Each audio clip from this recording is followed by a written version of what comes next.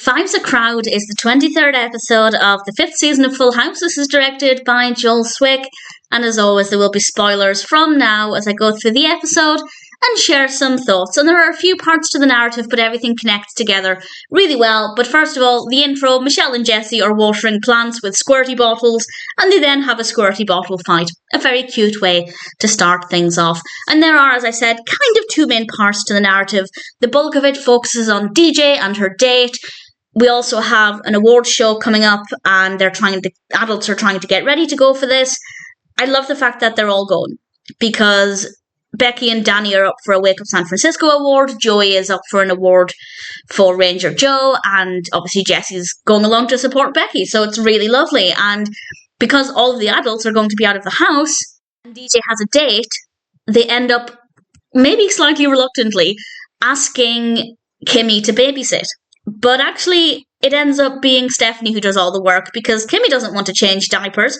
Michelle's busy licking dog biscuits. It's a bit chaotic. I wish we got a little bit more of that. I would have liked to have seen a little bit more of Kimmy babysitting. I think we could have had a lot of fun with that. But the bulk of the narrative does focus on DJ, so I don't mind it too much, but I just think we could have had a tiny bit more fun with that. And Becky ends up going to the award show herself, because the guys, Danny, Jesse, and Joey, find out that DJ isn't just going to see a movie. She's going to a drive-in with a guy called Pete, who, as Kimmy says, has never been told no. And of course, they suddenly panic. DJ's going to a drive-in. It's a hot makeout point, and they basically go running after her to try and find his van and stop anything from happening. And what I love about this is that we do see DJ and Pete in the back of the van.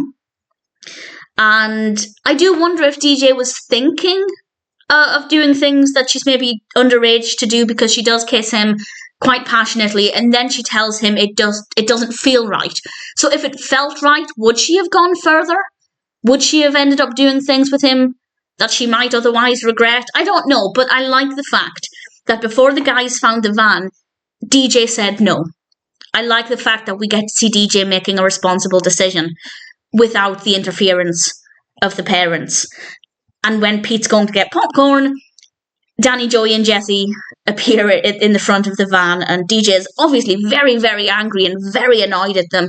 And she tells them to go away before Pete gets back, but then Danny sneezes and Pete sees them there. And Pete knows who they are, because Pete and his band had been to Jesse's recording studio, so he'd already met Danny and the others, so they couldn't pretend to just be somebody random and not related to DJ. And needless to say, DJ is really angry about this. And what I love as well, I really like how this played out, is that they let DJ be angry. The adults accepted that what they did wasn't acceptable, and they allowed DJ to feel angry rather than saying, hang on, you did a bad thing, at least initially. They allowed her, and they accepted those feelings, and they apologised.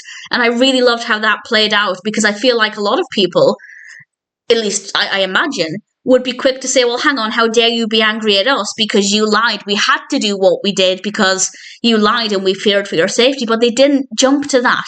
And they allowed her, and they treated her like an adult, like a grown-up.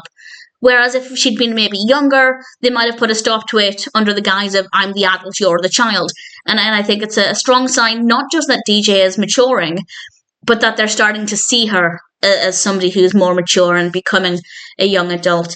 And then they apologise to her. And ultimately, DJ does also apologise for lying. But I don't think she lied. I don't know. Maybe if I were a parent, maybe if drive-in films were more of a thing in the UK, they're really not.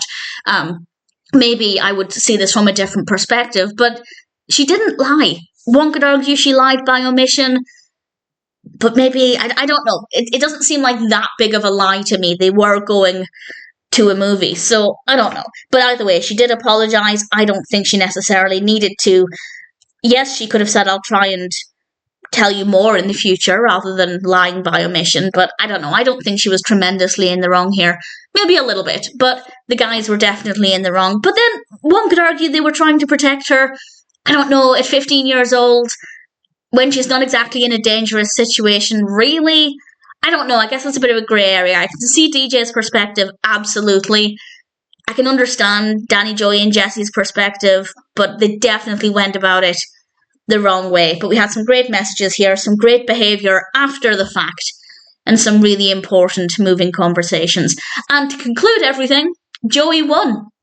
Unfortunately, he was not there to collect his award, so Becky brought it back for him, but he won his category, which is great. Also, I love Becky's outfit. Very, very sparkly. It's a delightful episode. Really, really thoroughly enjoyed it. Definitely highlights just how much DJ is growing up, which is kind of scary to think about. Scary for me as a viewer, so yeah, I can imagine it's quite terrifying for Danny.